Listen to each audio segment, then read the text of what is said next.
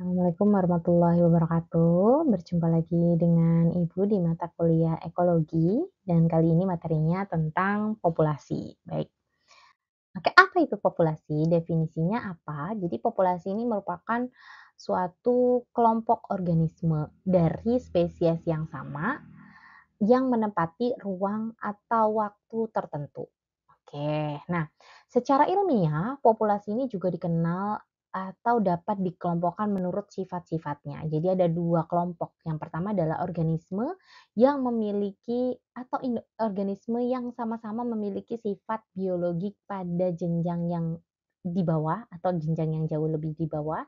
Yang kedua adalah organisme yang memiliki sifat unik yang hanya dapat dikenali pada populasi tertentu. Contohnya misalnya, populasi manusia di Kecamatan Kokap di sini ya, Kecamatan Kokap. Nah, populasi pohon cangkih di Kelurahan Purwosari, populasi harimau di suatu hutan, dan sebagainya. Nah, populasi ini memiliki berbagai ciri sifat maupun parameter seperti kepadatan, kematian, imigrasi, emigrasi, penyebaran umur, potensi biotik, dan lain sebagainya. Itu adalah parameter mengukur, populasi. Nah, kemudian pertumbuhan populasi. Jadi pada suatu bentuk dinamika populasi ini kita sebut sebagai pertumbuhan populasi, di mana itu adalah menyangkut kemampuan untuk menambahkan jumlah individu di, suatu daerah, di suatu tempat. Nah, laju pertumbuhan populasi ini bisa dinyatakan dalam jumlah, pertambahan individu dalam populasi di jangka waktu tertentu. Oke, misalnya tahun 1990 populasi ular sawah di suatu ekosistem sawah misalnya terdapat 50 ekor. Kemudian tahun 2000 populasinya meningkat 120 ekor. Nah, berdasarkan data tersebut maka diketahui selama 10 tahun itu terjadi penambahan jumlah ular sawah sebanyak 70 ekor dengan rata-rata 7 ekor per tahunnya. Seperti itu. Nah, laju pertumbuhan populasi ini dinyatakan dalam jumlah individu di mana dalam pertambahan populasi ini bisa dibagi dengan jangka waktu. Jadi, besarnya pertumbuhan populasi itu adalah jumlah individu ya, besarnya perubahan jumlah individu dibagi dengan waktu, begitu ya. Nah, populasi yang dapat bertambah ataupun berkurang itu bisa terjadi karena adanya kelahiran atau natalitas, kematian atau mortalitas, ataupun migrasi. Ya, itu disebut sebagai laju pertumbuhan. Kemudian konsep dasar dari fenomena pertumbuhan populasi itu adalah pertumbuhan eksponensial, di mana laju pertambahan populasi itu bisa kita ketahui dari membandingkan antara jumlah dari populasi tersebut dengan dibagi waktu. Tadi ya, seperti yang dijelaskan di depan. Oke, jadi nanti didapatkan kurva eksponensial antara hubungan dari, atau kurva pertumbuhan eksponensial. Nah, seperti ini kira-kira ya. Jadi ukuran populasi dengan waktu. Semakin, panjang waktunya, maka populasinya juga akan semakin meningkat.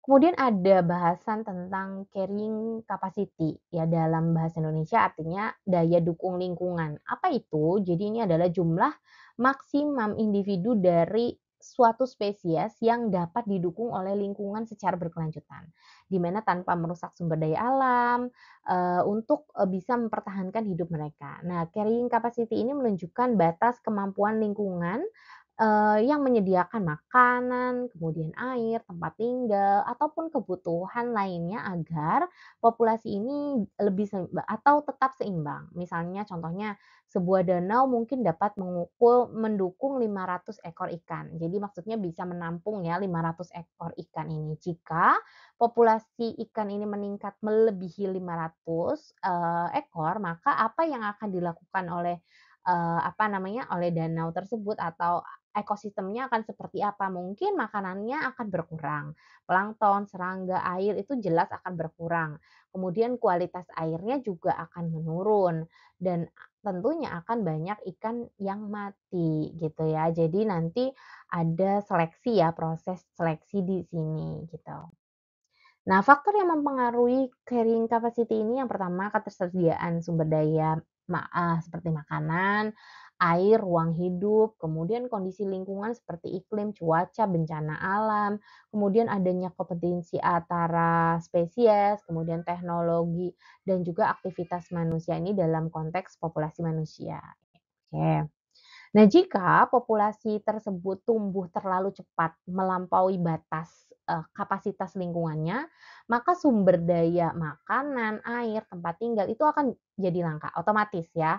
Karena yang tadinya 500 ternyata lebih dari 500, otomatis sumber dayanya akan berkurang. Kemudian akan terjadi persaingan, persaingan antar individu di dalamnya, kelaparan dan juga mungkin penyakit.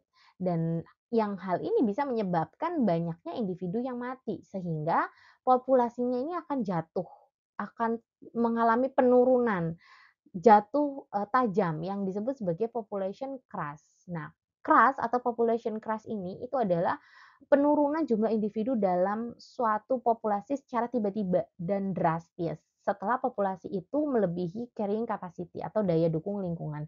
Biasanya population crash ini itu terjadi setelah fase pertumbuhan eksponensial di mana populasi ini bertambah sangat cepat hingga melampaui carrying capacity. Jadi kalau udah sampai di carrying capacity ya, kemudian, eee, spesiesnya atau individunya itu bertambah banyak melebihi dari daya dukung lingkungannya, otomatis akan terjadi namanya, population crash atau penurunan jumlah individu secara tajam. Oke, seperti ini ya. Jadi akan menyebabkan, kematian ya, misalnya contohnya tadi ya disebutkan tentang ikan tadi. Oke. Kemudian ada kerapatan populasi atau population density, itu adalah jumlah individu suatu spesies yang menempati satu satuan luas atau volume wilayah tertentu. Dengan kata lain, ini menunjukkan seberapa padat suatu populasi yang ada di satu tempat itu.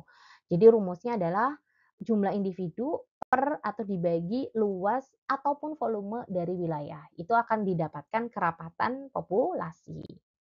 Nah, faktor yang mempengaruhi yang pertama adalah ketersediaan sumber daya, makan, air, tempat tinggal, sama ya. Kemudian kondisi lingkungan, iklim, cuaca, musim, predasi dan kompetisi, migrasi, kemudian reproduksi dan kematian. Nah, jenis kerapatan populasi ini ada dua, yaitu kerapatan absolut, di mana ini adalah jumlah individu per satuan luas atau volume sebenarnya. Misalnya 50 ekor rusa per kilometer persegi, misalnya. Kemudian kerapatan relatif yang kedua itu adalah perbandingan jumlah individu, ya. Jumlah individu misalnya hutan A itu jauh lebih padat dibandingkan dengan hutan B. Oke. Nah, kemudian selanjutnya adalah struktur populasi. Nah, struktur populasi ini apa? Itu adalah susunan atau komposisi individu yang ada dalam populasi tersebut berdasarkan dari ciri-ciri tertentu, misalnya jenis umur, kelamin, ukuran tubuh, ataupun persebaran. Nah, struktur populasi ini bisa membantu ilmuwan untuk memahami bagaimana populasi itu berkembang atau bertahan ataupun berinteraksi dengan lingkungannya. Oke, jadi di dibagi misalnya berdasarkan, umurnya, berdasarkan jenis kelaminnya, berdasarkan ukuran tubuh maupun persebarannya. Nah, di dalam itu ada namanya piramida tingkat umur atau piramida penduduk, yaitu adalah diagram berbentuk piramida yang menggambarkan struktur umur dalam suatu populasi. Nah, biasanya piramida ini menunjukkan jumlah atau presentase individu pada setiap kelompok umur yang bisa dibedakan berdasarkan jenis kelamin, laki-laki dan perempuan. Oke, ini adalah contohnya piramida umur teoretik yang menunjukkan tinggi ukuran populasi rendah, medium, dan tinggi pada tingkatan umur, yaitu, belum matang atau pre-reproduktif, fecund yaitu reproduktif atau non-fecund atau post reproduktif ya ini. Oke. Kemudian survivorship atau daya bertahan itu adalah kemampuan individu dalam suatu populasi untuk bisa bertahan hidup dari waktu ke waktu. Nah, ini biasanya diukur dari jumlah individu yang masih hidup pada setiap tingkat umur. Oke, nah jadi kalau kita mau lihat nih pada tingkat umur A misalnya, tingkat umur misalnya anak-anak itu daya bertahannya itu berapa, itu kita bisa lihat dari, di sini konsep ini ya, sorry kita bahas dulu, konsep ini menggambarkan peluang hidup. Jadi kita mau lihat peluang hidup suatu organisme sejak lahir hingga mati, dan ini bisa disajikan dalam kurva, survivorship ya. Oke, jadi kita bisa misalnya kita mau lihat nih daya bertahan dari, umur X misalnya, yaitu jumlah individu pada umur itu, kemudian kita bagi dengan jumlah individu yang lahir. Nah, misalnya jika dari 100 anak rusa yang lahir, hanya 60 yang hidup di usia 2 tahun. Nah, bagaimana daya bertahannya? Berarti tinggal nantinya 60 ini dibagi dengan, jumlah rusa yang lahir 100. Jadi daya tahan atau daya bertahannya itu adalah 0,6 begitu ya. Ini contohnya. Nah, tipe-tipe kurva daya bertahan itu ada 3 macam, yaitu tipe satu itu adalah daya bertahan, tinggi di usia muda, kemudian bisa menurun di usia tua. Jadi di sini ada konsep kematian yang terjadi, atau kematian yang banyak terjadi pada usia tua. Umumnya ini pada mamalia besar seperti manusia, gajah. Nah, contohnya itu pada manusia ya, misalnya manusia di negara maju. Jadi bentuk kurvanya nanti itu datar, kemudian langsung menurun tajam. Nah, kemudian untuk tipe yang kedua itu adalah daya bertahan konstan di setiap umur. Nah, jadi peluang hidup pada setiap umur itu sama. Biasanya tuh terjadi pada burung, reptil ya, dan beberapa reptil tertentu ya. Nah, bentuk kurvanya itu biasanya miring, lurus, ya dari awal hingga akhir, gitu ya, karena konstan. Kemudian tipe yang ketiga itu adalah daya bertahan rendah di usia muda dan tinggi bagi yang bertahan hidup. Oke, jadi di sini terjadi kematian pada individu muda, tetapi pada individu yang, apa namanya, yang selamat itu akan hidup jauh lebih lama. Ini umumnya misalnya pada ikan, serangga, atau tumbuhan. Bentuk kurvanya itu nanti turun tajam dari awal kemudian akan datar. Oke, ini contohnya ya. Seperti ini tadi ya, 3 macam, satu 2 3.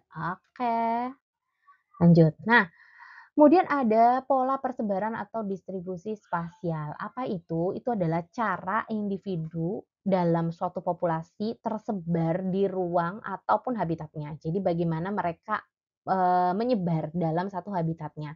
Nah, pola ini itu menunjukkan bagaimana posisi tiap individu individu relatif terhadap individu yang lain dalam lingkungan, tertentu. Oke, pola persebaran ini bisa dipengaruhi oleh sumber daya, perilaku sosial, kemudian interaksi antar individu seperti kompetisi dan lain sebagainya. Nah ini, jadi ada, 3 pola dasar, apa namanya, persebaran ya. Jadi ada ya seragam, acak, kemudian berkelompok. Ya yang di bawah ini, terbalik ya, ini apa namanya, yang berkelompok, kemudian ini seragam, kemudian yang ini random, acak gitu ya. Oke. Contohnya, nah 3 jenis pola persebaran utama itu yang pertama mengelompok, itu adalah clump distribution. Contohnya atau ciri-cirinya itu adalah individu ini hidup dalam kelompok-kelompok pada area tertentu. Jadi ini umum terjadi di alam karena adanya sumber daya yang tidak rata. Penyebabnya bisa makanan atau air yang hanya tersedia di tempat tertentu aja. Perilaku sosial biasanya ini berupa kawanan ataupun koloni. Kemudian tujuannya adalah untuk berlindung dari predator. Nah, oke, seperti ini contohnya ya. Seperti kerbau yang ada di padang rumput berkelompok, kemudian sekelompok ikan yang ada di perairan, kemudian tumbuhan-tumbuhan rapat yang ada di area lembab. Oke, itu adalah contoh persebaran mengelompok. Kemudian persebaran seragam atau uniform distribution. Di sini ciri-cirinya adalah jarak antar individu itu relatif sama atau relatif teratur. Ini terjadi karena adanya persaingan atau teritori atau wilayah teritorial. Penyebabnya bisa dari tanaman yang menghasilkan zat kimia, kemudian menghambat tumbuhan tanaman yang lainnya, itu alelopati ya, contohnya, seperti tanaman walnut, kemudian hewan yang menjaga jarak karena wilayah kekuasaannya atau territoriality, kemudian contohnya seperti burung camar yang menjaga jarak dengan antar antar sarang yang lain, kemudian pohon jati maupun, walnut dan lain sebagainya. Oke, itu untuk seragam. Kemudian yang acak. Nah, yang acak, persebaran acak atau random distribution ini, memiliki ciri-ciri posisi individu ini tidak teratur dan tidak berpola. Kemudian terjadi jika kondisi lingkungan ini seragam dan interaksi antar individunya itu minim. Penyebabnya bisa karena sumber daya yang tersedia secara merata, tidak ada kecenderungan sosial atau kompetisi yang kuat. Kemudian ini bisa contohnya adalah biji bunga dari dandelion yang tersebar karena angin, kemudian pohon-pohon di hutan tropis dengan kondisi tanah yang seragam. Oke. Nah, makna ekologis pola persebaran ini menunjukkan strategi untuk bertahan hidup suatu spesies, memberikan informasi tentang kepadatan populasi dan juga interaksi ekologis. Dan yang ketiga adalah berguna dalam pengelolaan habitat serta konservasi. Nah, kemudian ada diskusi, ya silakan nanti dikerjakan. Ya, ada 4 poin. Yang pertama itu faktor utama yang mempengaruhi pertumbuhan dan penurunan populasi di satu ekosistem itu apa? Kemudian interaksi antar populasi itu seperti apa, sejauh mana aktivitas manusia bisa mengganggu dinamika populasi, kemudian apa dampak perubahan iklim terhadap distribusi serta kepadatan populasi hewan. Oke, baik mungkin itu aja materi yang Ibu sampaikan. Terima kasih. Ibu tutup wabillahi taufiq wal hidayah. Wassalamualaikum warahmatullahi wabarakatuh. Thank you semuanya.